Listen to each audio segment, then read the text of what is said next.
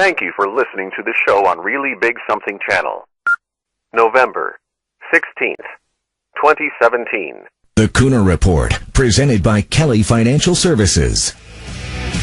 This is the Kuhner Report.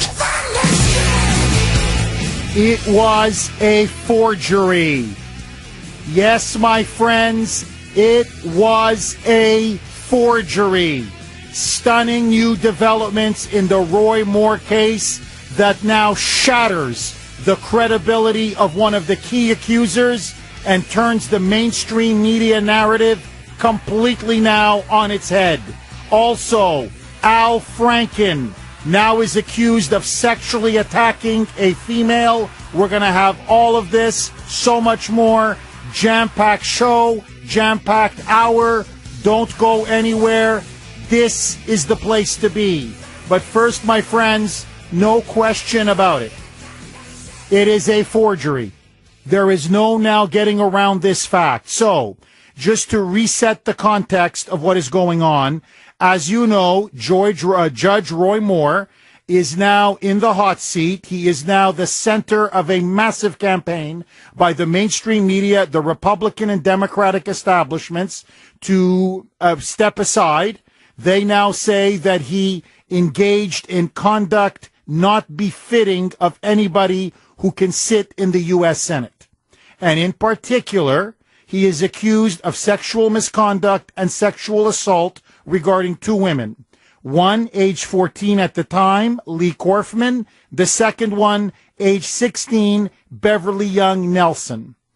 If you remember, Beverly Young Nelson with Gloria Allred, one of the latest accusers, held a high-profile press conference.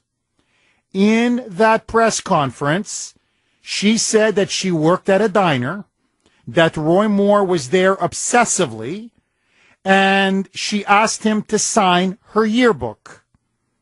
She said about a week later, he then asked to give her a ride. It was raining outside. She didn't want to call her boyfriend. She trusted him. She went in the car with him, and he took her to the back in a dark area near a dumpster, and that's when she said he tried to rape her. She said she got away, but he said to her she fell out of the car. If you ever tell anybody about this, nobody will believe you. I am an assistant district attorney. You're just a child.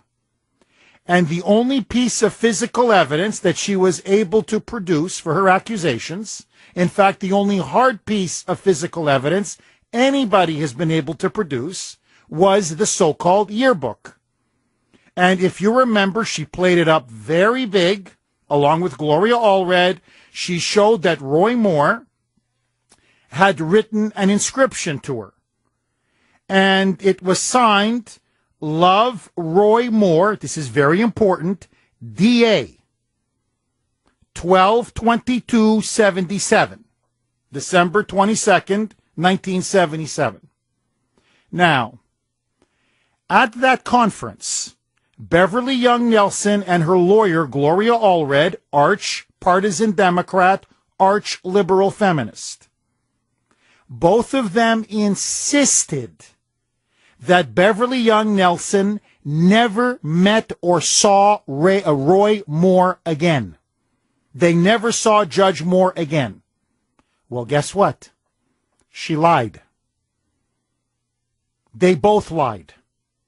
Because in 1999, she, in fact, had a divorce case. And guess who the presiding judge was?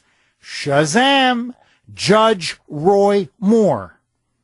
And not only was he the presiding judge, this is now over 20 years later, in her divorce case, but he ruled against her. He didn't rule in her favor in the divorce case.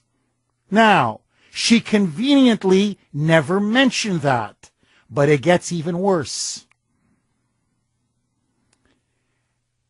When you look at the actual inscription, Judge Moore has now come out, his lawyers, all of them have said, Judge Roy Moore never ever signed anything Roy Moore DA. Ever. In fact, at the time in December of 1977. He couldn't have written that because he wasn't a district attorney. So how did Roy Moore, DA, suddenly get inscribed on that yearbook? Well, guess what? In the divorce court papers of 1999, that was presided over by Judge Moore with Beverly Young Nelson, guess what? There is an inscription that is stamped on all of the court documents. And you know what it says? Roy Moore, D.A. It is his signature with the word DA beside it. But what does DA stand for? Because he's not a district attorney, then he was a judge. Guess what? DA was the initials of his assistant, Delbra Adams. So automatically the court would issue papers with the judge's signature and right beside it, comma, DA, as if it's inscripted by both the judge and by his assistant, Delbra Adams. That's where the DA came from. In other words, what they did is they forged the inscription in the 1999 divorce case that she lost, and then they superimposed it upon the yearbook, allegedly 22 years earlier. Now, I ask all of you a very simple, basic question.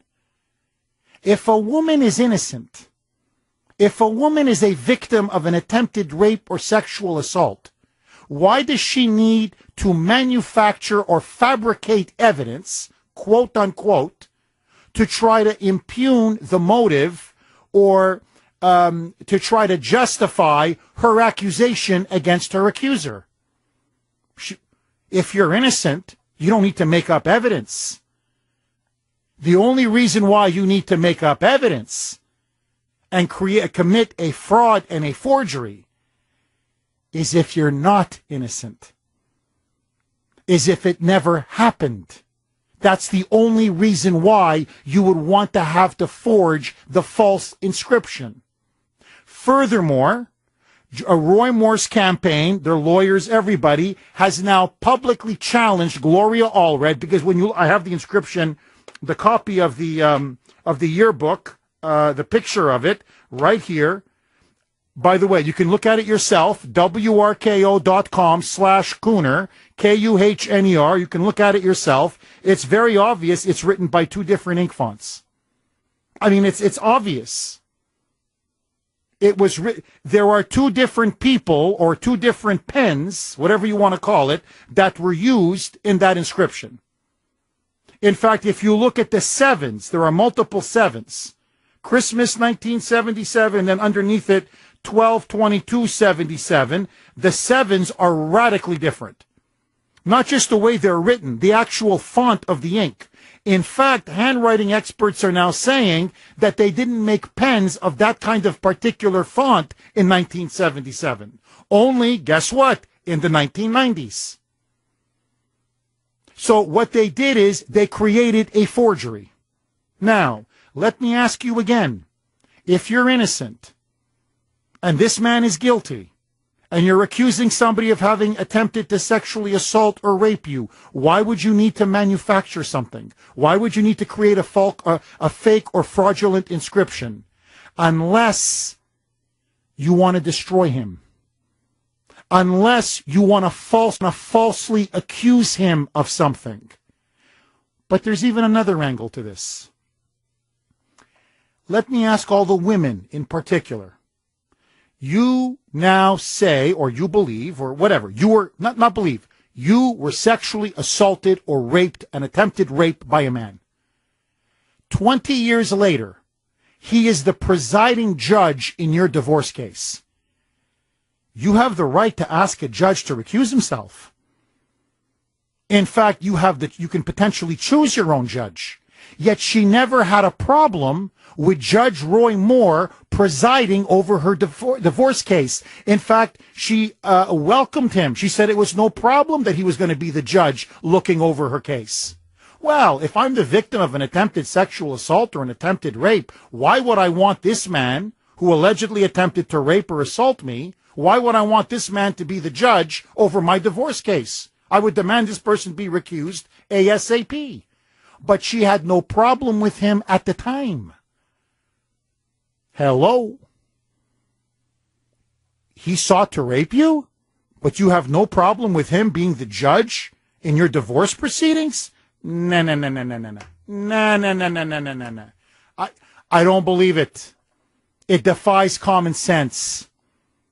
And so now what the Judge Moore campaign has now done, they've got him by the tonsils now on this one, is now they have issued a challenge to Gloria Allred to publicly release the actual yearbook, not copies of the yearbook or pictures of the yearbook, but the actual physical yearbook itself, so that it can be looked at by independent writing experts who can then see whether the inscription is a forgery or a fraud and whether there were two different ink fonts used. In other words, let's send it to an impartial, objective group of experts, and they can determine the legitimacy of that inscription. It's the smoking gun. Amazingly, Wolf Blitzer has Gloria Allred on. Listen to this. She refuses to release the yearbook. And when asked repeatedly, was it a fraud? Is it a forgery? She repeatedly refuses to answer. All she keeps saying is, we want a Senate committee hearing, in other words, a big political circus, where everybody's going to be allegedly under oath 2 weeks before the election. Give us that, and then maybe we'll release the yearbook to some kind of an independent panel. So here is now Wolf Blitzer on CNN saying, they're saying it's a forgery. Is it a forgery? She dances and dances and dances. Roll it, Brittany. Can you say flatly to our viewers right now, Gloria, that the signature, what he wrote in that yearbook in 1977, according to her, can you say flatly that was not a forgery? Well, all I'm saying is we will permit an independent examiner of the writing to look at exemplars of former judge, twice removed from the Alabama Supreme Court judge on account of ethical violations, according to the ethics committee in that state. We will allow all of this to be asked and answered at the hearing. But that's not a flat denial, Gloria. Well, all I'm saying is we're not denying, we're not admitting, we're not addressing. We will not be distracted, and we will pursue a just result for our client. She can't deny it. I mean, it went on for, I could play, it goes on for minutes. I want to spare you just her spinning and spinning and spinning. But he asked her 5, 6, 7 times. Just, you're not denying it. Is it a forgery? You're not denying it. You know why she's not denying it? Because I'm telling you, it's obviously a forgery. He wasn't district attorney at the time. He never signed Roy Moore DA, ever, while he was an assistant district attorney. The only time it was Roy Moore DA was when he was a judge decades later, and the DA stood for his assistant, Delbra Adams. My friends, they now have been caught red-handed manufacturing evidence to try to destroy and take down Judge Moore. Her credibility is zero. Zero. And my question now to you is this. Where is the mainstream media? Is the media now going to pick up this bombshell piece of information, or are they going to try to suppress it? And in the wake of this new, stunning revelations, is Judge Roy Moore the victim of a political witch hunt? 617-266-6868. Is this man now the victim of a massive media establishment smear campaign. My prediction, if this gets out in Alabama, Judge Roy Moore will win. 617-266-6868. Your calls next. But that's not a flat denial, Gloria.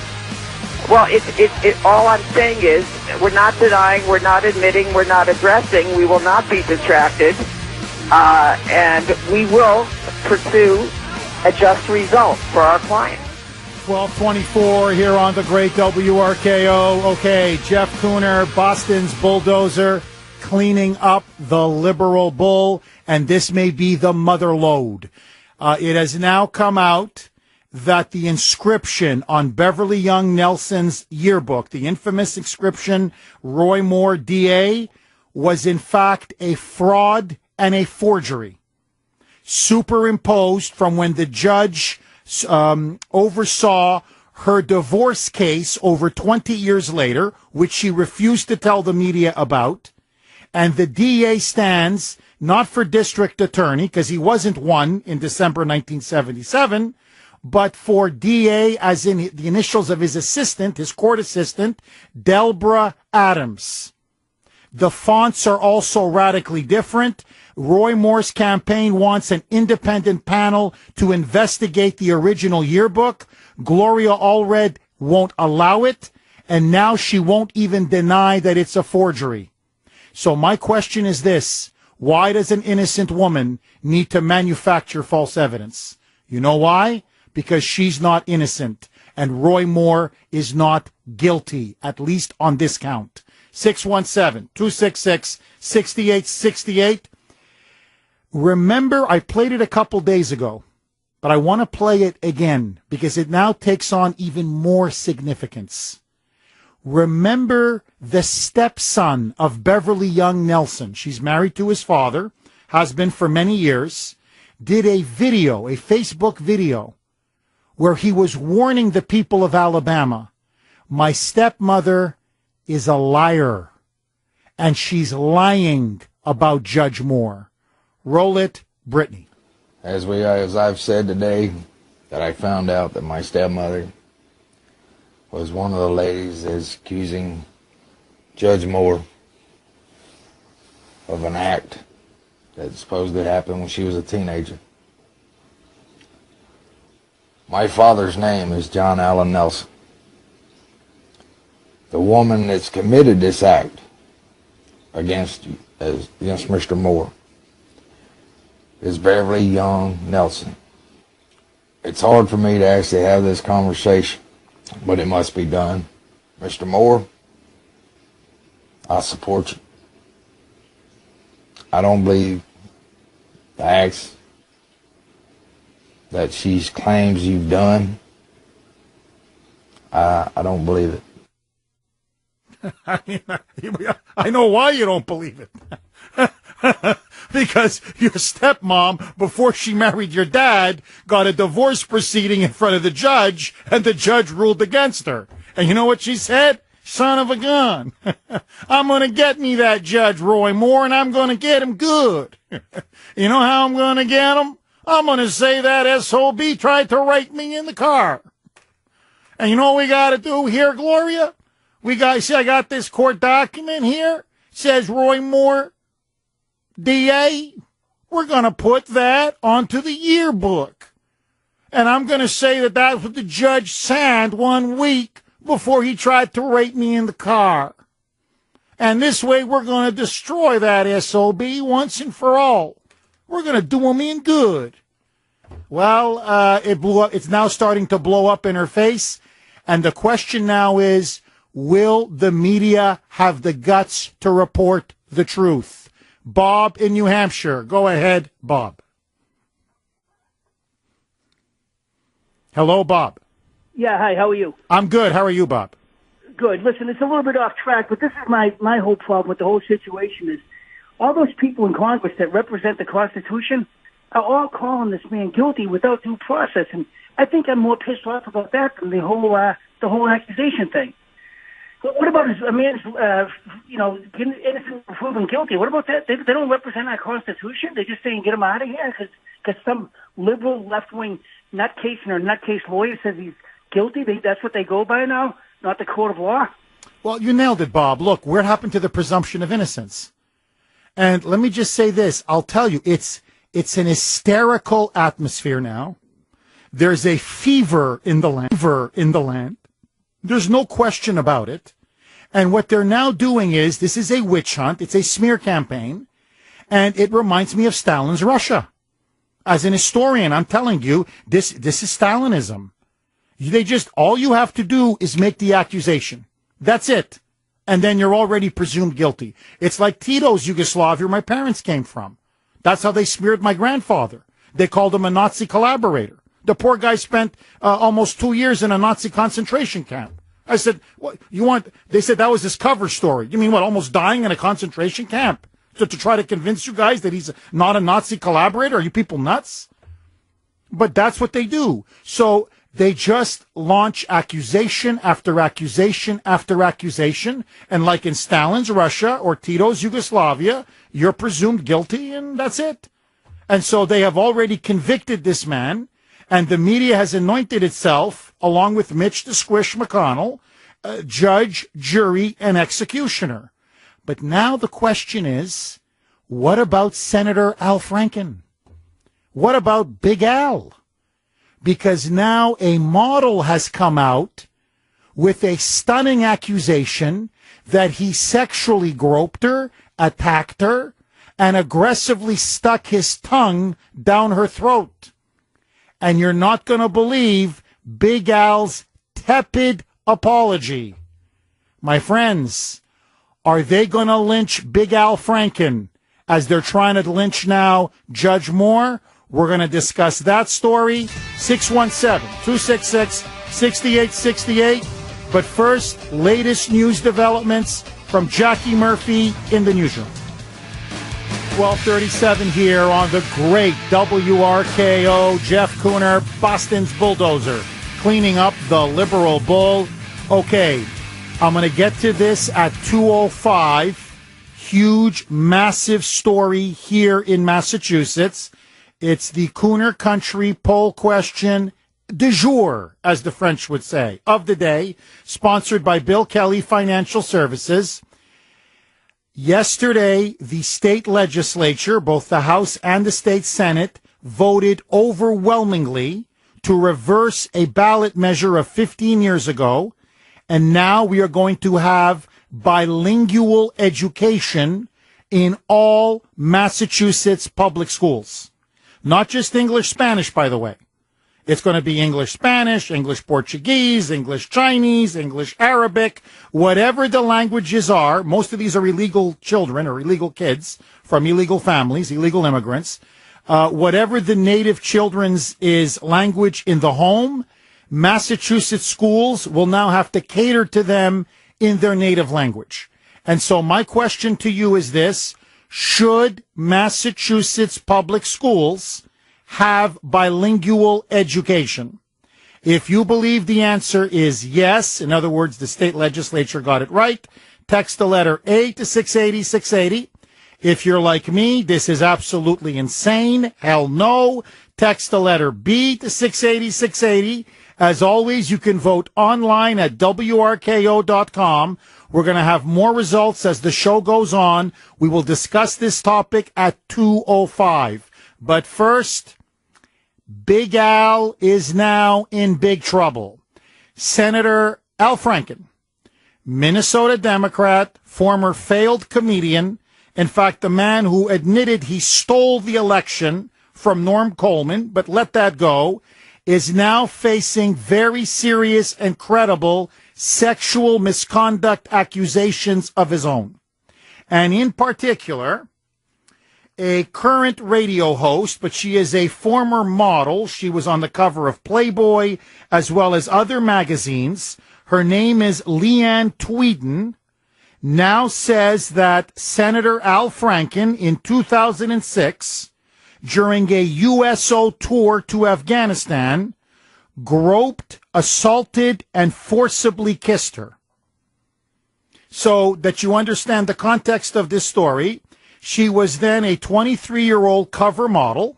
She had appeared in Playboy, so I guess her stock was going up. She had been in Maxim, FHM. I don't know what these are, but apparently they're, I don't know, you get on the cover of those. It's pretty impressive as a model. She was with Franken, and there was a tour to entertain the troops in Afghanistan in 2006. According to her, they were in Afghanistan, and Al Franken was on her like a cheap suit. In fact, so much so that she insisted that they rehearse sort of like a skit that they were going to do in front of the soldiers. And in that skit, he wanted to kiss her. And the joke would be that she would turn away or just put her hand over her mouth. And so he kept saying, we have to rehearse the kiss. And according to Leanne Tweeden, she kept saying again and again, Al, this is not Saturday Night Live. We don't have to rehearse this. But he wouldn't let go. And then she says he grabbed her by the back of her neck, forced her lips onto his lips, and then he aggressively, her words, aggressively stuck his tongue down her throat. She says that she was so disgusted by what happened backstage that she wanted to throw up. Quote, all I could think about was getting to a bathroom as fast as possible to rinse the taste of him out of my mouth. I felt disgusted and violated. Later on, when they flew back to the United States, she was asleep, and Al Franken took a picture, or had somebody else take a picture. You can see the actual picture. It's now everywhere, where you can see him grabbing and groping her breasts. She says she was asleep at the time. She says she only found out about what had happened and the pictures that were taken and then disseminated after she woke up hours later when they arrived in the United States. She says she never gave him permission to do that this was incredibly demeaning, degrading, and utterly humiliating. She says the reason why now that she is coming out is because in the wake of the Harvey Weinstein allegations and all of the sex abuse accusations and all the sex abuse victims, she says now she feels empowered to speak out, that Franken was a very powerful guy in Hollywood in terms of being a comedian, and that she didn't want her career to be blackballed if she complained. And so now she says she wants everybody to know what an absolute pig and sexual predator Al Franken is. Now, Big Al has officially released a statement from his Senate office. And it's one of the most pathetic, tepid apologies I've ever read in my life. Listen to this. Quote, this is now his official statement. I certainly don't remember the rehearsal for the skit in the same way. But I send my sincerest apologies to Leanne. As to the photo, it was clearly intended to be funny, but wasn't. I shouldn't have done it. So, in other words, his intentions were good, but he shouldn't have done it. Well, I mean, you're grabbing her breast, guy. Hey, buddy. I mean, you're grabbing her breasts. I mean, I got to say this. I've been saying this now for a couple days. Who the hell goes around just grabbing women? I don't know. Is it me? Is it my upbringing? This stuff doesn't even enter my mind. You could just walk up to a woman and just start grabbing her. Okay? But let that go. But it's the first one. I certainly don't remember the rehearsal for the skit in the same way. You mean when you grabbed her by the neck and then put your lips on her lips and stuck your tongue right down her throat? You mean you don't remember that, Sexy Al? Big Al? But I send my sincerest apologies to Leanne. Well, what do you, if you did nothing wrong, what are you apologizing for, Big Al? Let me tell you what really this means. Translation. I took my tongue and I shoved it right down her throat. And I don't know why she's complaining, so now I gotta grovel and pretend like I'm really sorry, because now I'm gonna try to fight for my job. And, well, but they got the pictures, they got me grabbing her, groping her. Okay, I shouldn't have done it. I mean, it was a joke, I thought I was being funny, it was all harmless, I missed her women's rights, but I shouldn't have done it. In other words, he just got caught. He just got exposed. And this is the same sanctimonious hypocrite who's going on about Judge Roy Moore not being fit to serve in the U.S. Senate. This, by the way, was the same sanctimonious hypocrite who wrote an essay about how disgusting Harvey Weinstein's allegations are. About how he's so upset over what Harvey Weinstein did.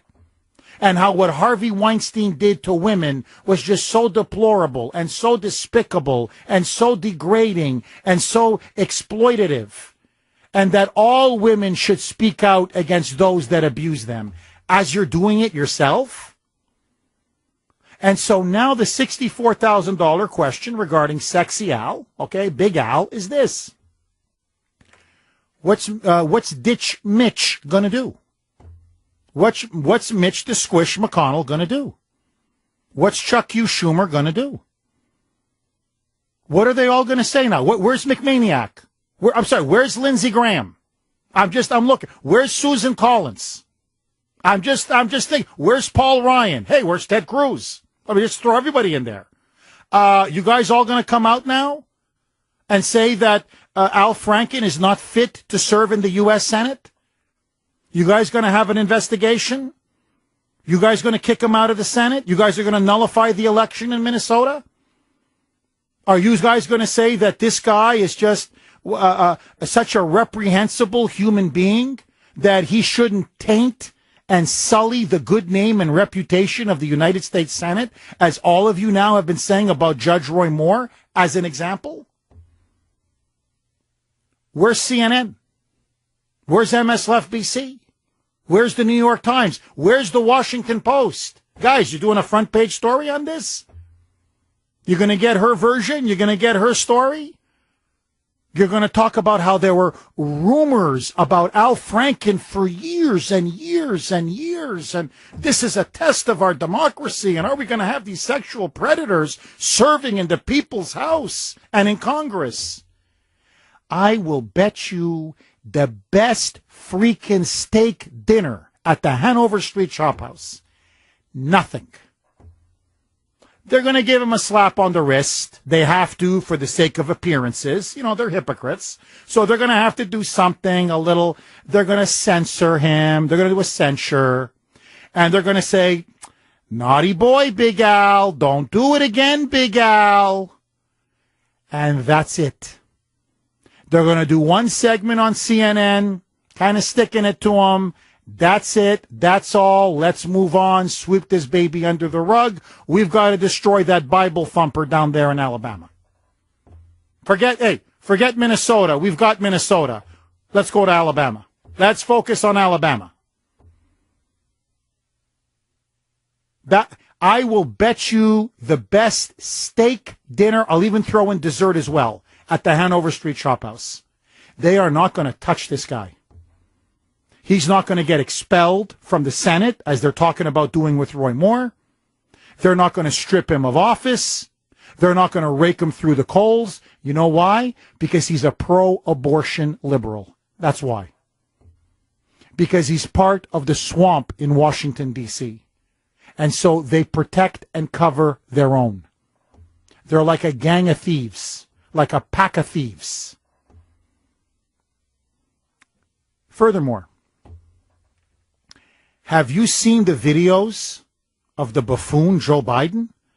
Ay, ay, ay. Ay, ay, ay. The videos of Joe Biden that are now appearing are, to me, absolutely, they're creepy beyond all hell, but they're stunning. how this guy managed to get away with this for so many years. So if you haven't seen him, there are now videos. Gateway Pundit, I want to give a big hat tip to them for having the guts to actually expose this creep, this pervert.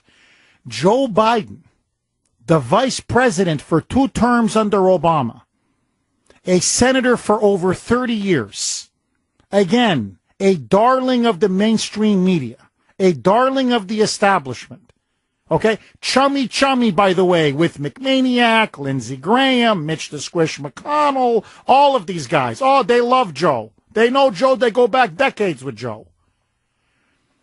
On these videos, you see him groping 11-year-old girls at these photo ops up on Capitol Hill with swearing in, let's say, new senators or new members of Congress. And, of course, it's a very happy, proud day. So they come with their spouses and their children or their grandkids.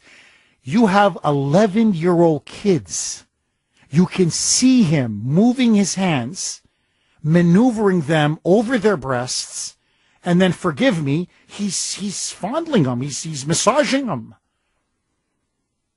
He keeps touching them in the weirdest manners. He keeps putting his hands down to their waist. And then there's one in particular, which is really sickening, which is there is a 6-year-old child, and you can see him, forgive me, grinding his crotch on the 6-year-old kid. And he's getting off on it. Now, I'm telling you, and I said this to Grace last night, if that guy or any guy touched my Ashton or my Ava in any of those ways, fondling their breasts, grinding their crotch on them, I would have clocked him right there on the spot. I don't care if he's the vice president. I don't care if he's a senator. I don't care if he's the president. Honest to God, I don't give a damn who this guy is. He could be the Chief Justice of the Supreme Court. I don't give. You touch my child like that, I'm telling you, bang. I'm not a tough guy. I don't claim to be a tough guy. But you do that to my kids, I would have clocked them right there. So the question, but what does the media say? Now, here you have video. I mean, it's not a he said, she said. You have actual video, for God's sakes. Okay? The guy's a creep. The guy's a pervert. The guy's a sick man. That's just Joe being Joe. That's just Biden being Biden. That's just his way, like when he was massaging the shoulders of the wife of Ash Carter when he was being sworn in. There he was, almost like a creep, whispering in her ear, breathing down her neck, literally breathing down her neck, massaging her shoulders. And you could tell she's extremely uncomfortable. Nah, Jeff, he's a pro-abortion liberal. He's a Democrat. Not only have they not condemned him, not only is he fit to serve and fit to hold office, God is my witness, like I'm in the confessional, they want him to run in 2020. So here you have a guy who gets off essentially molesting and groping kids, and the Democrats want him to be the head of their ticket in next year's presidential election. But if you come from Alabama, and you happen to be a Trump-supporting populist, watch yourself. We will destroy you to oblivion. 617-266-6868. Is it official? Is Joe Biden a sick, disgusting little pervert? WRKO. 12:59 here on the great WRKO. Okay, the question before the House is, should Al Franken resign? Is Al Franken unfit for office? And let me throw one more log on the fire. Creepy Uncle Joe Biden. Now that these videos have surfaced about him, in fact, there's one of him kissing some girl on the lips, an 11-year-old girl on the lips. Should Biden be disqualified from running in 2020? Those questions, your calls, so much more next. The voice of Boston is you. 680 WRKO Boston, 93.7 WEEI HD2 Lawrence, Boston. It's 1 o'clock.